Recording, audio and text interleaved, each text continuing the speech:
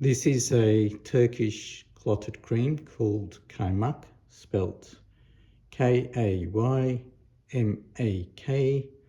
and of course you can find it all over Turkiye and in many other parts of the global south, including places like Korea and certainly other Middle Eastern countries.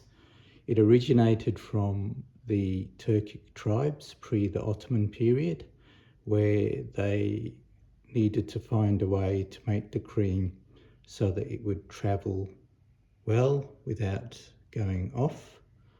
And it's become a traditional Turkish clotted cream all the way to today. It's great for savoury dishes, it's great for desserts.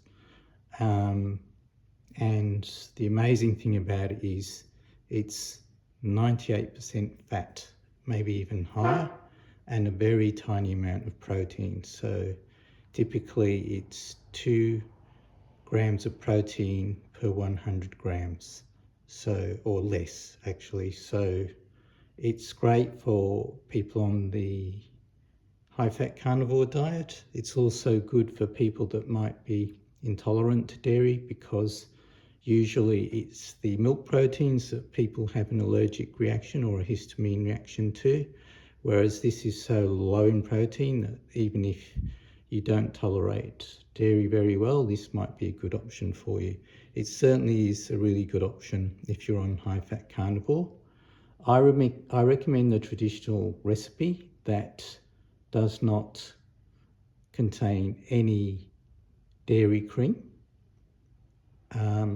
Often there is a variation of the traditional recipe where they do add dairy cream to thicken and enrich it, but I prefer the natural traditional flavour.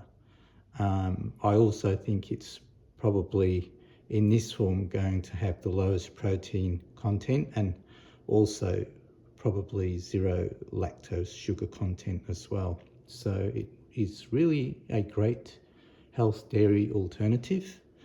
You can do all sorts of things with it. I'll cover some interesting recipes that you can do with it later on, but for now I'll just show you what it looks like after I've just made 6 litres worth. Well, when I say 6 litres, you only get the cream off the top. So watch my previous video. There'll be a thumbnail link at the end of this video that explains how I've made this. I'm now at the stage of having left it in the fridge overnight, and I'm ready to cut it up. So let's see what it looks like.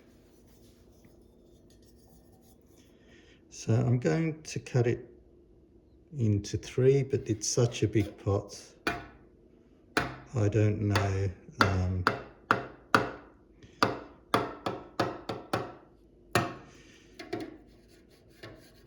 how to slice it really.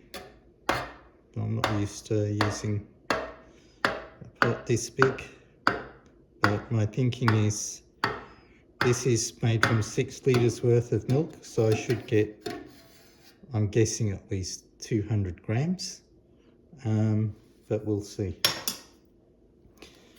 And before I plate that up, I'll just set the scale to 0. And yeah, once I've set the scale to 0,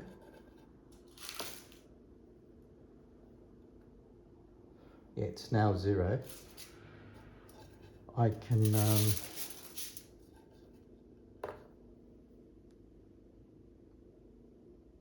can plate it up and we'll see exactly how much I got out of 6 litres. Now this is full cream, unhomogenized milk, and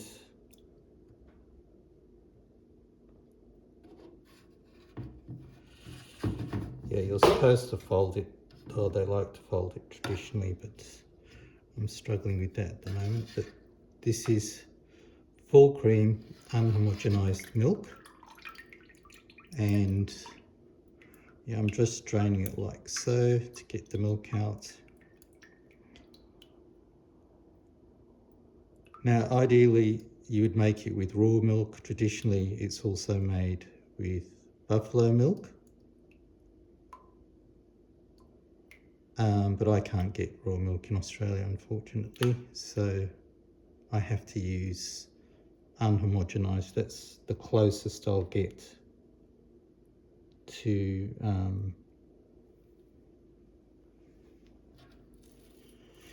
raw milk in Australia. Unfortunately, they still have to catch up with the rest of the world in that context, and I don't see what the issue is. When you make Kaymak, you have to bring it to the boil anyway, so it's partly pasteurized. But regardless,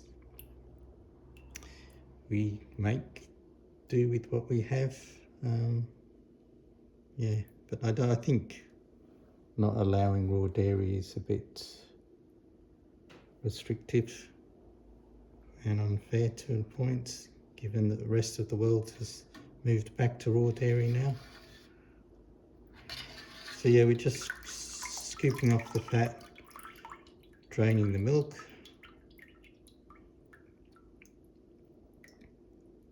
So far on the scale, I've got 130 grams. So I think my guess of 200 won't be far off. And this is from 6 litres of full cream, unhomogenized milk. Of course, you can use any full cream milk, depending on what's available to you. So I'll just scrape the rest of it out now.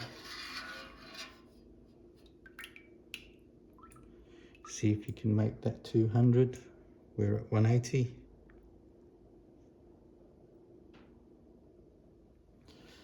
I'm still finding a lot of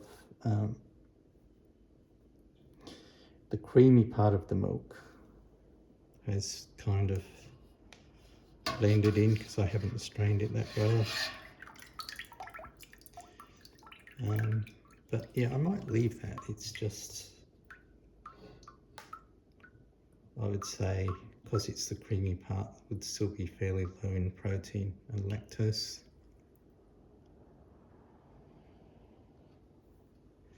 I'm sure you want to see what it looks like. I'll bring the plate over in a second. I just want to get the last of this out. And what to do with the remainder of the milk, I don't know. I've heard someone suggest making a yogurt out of it, but I see no reason, if you're fine with milk, why you couldn't use it for tea or coffee or things like that, or just drinking it. It would probably, obviously it's going to be a high protein milk. It would still have the lactose in it as well, so I can't drink it.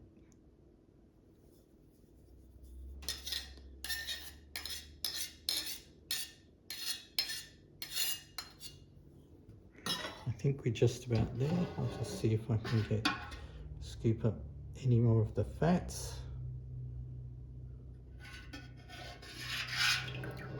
No, I think that's about it. I'll see what I've got on the scale. Coming up any moment now. So that's it.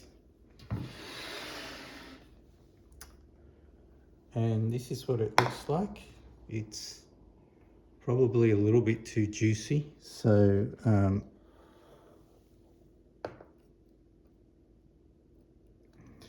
yeah, it's too late. I think I got to about 200 grams. Yeah, so this is what it looks like. I'll probably drain a bit more of that creamy milk off. It's okay to leave a little bit, I think. It's less of a cream if it's just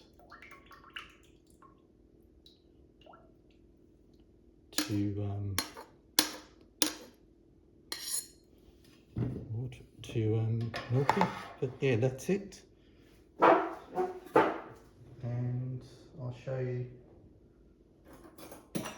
the texture. So this, you can just have it as a side condiment, a cream on top of a cake, or you can, in Turkey they can eat it with fresh bread as well, just as is. There are other things you could do with it if you wanted to eat it with jam or honey, mix it together. But there's the texture, and yeah, this is what it looks like. I'm going to have a little taste.